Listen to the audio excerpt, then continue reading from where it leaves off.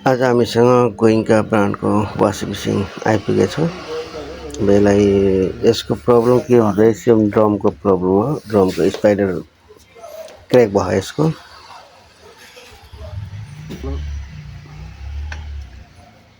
अब हामीले ड्रम खोल्ने कोसिस गरिरहेछौँ। यस्तो एकदम टाइट हुन्छ यसको।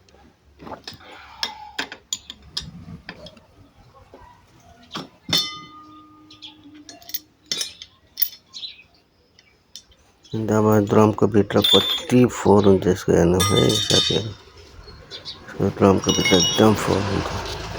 त्यही भएर बेला बेलामा एक वर्षमा 1.5 वर्षमा यसलाई सफा गरिराख्नुपर्छ, सर्भिस गरिराख्नुपर्छ। यसलाई पुरै खोलेरै सर्भिस गर्नुपर्छ। फेरि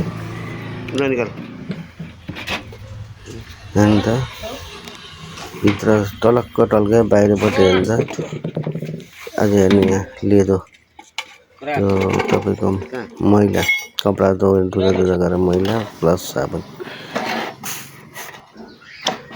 स्पाइडर अब हामीले काटेर बाहिर निकाल्छौँ।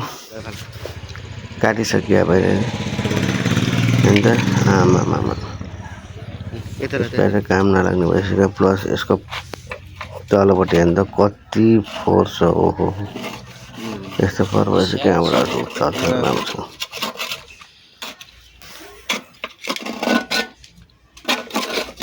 सोचेको भन्दा बढी फोहोर हुन्छ यसको। त्यही भएर 1.5 वर्षमा हामीले सफा गरेर पर्छ। अनि यसको सरफ हाल्ने होइन, यसमा लिक्विड सरफ हाल्ने हो, लिक्विड। अबदेखि तपाईँहरूले पनि लिक्विड सरफ हाल्नु है, नत्र यस्तै भएर बसेको हुन्छ। प्लस तपाईँले किन्दाखेरि नै एउटा केमिकलमा क्लिनर केमिकल पनि किनेर लिएर जानु। महिनामा 2 चोटि हालेर ड्रम क्लिनिङ गर्नु। प्लस तपाईँको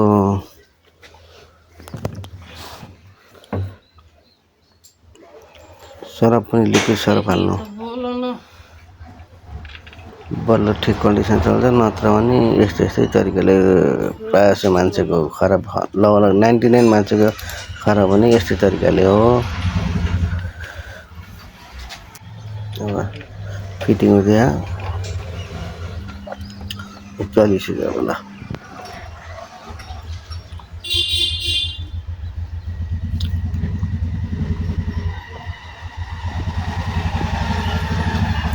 चलिहाल्यो अब।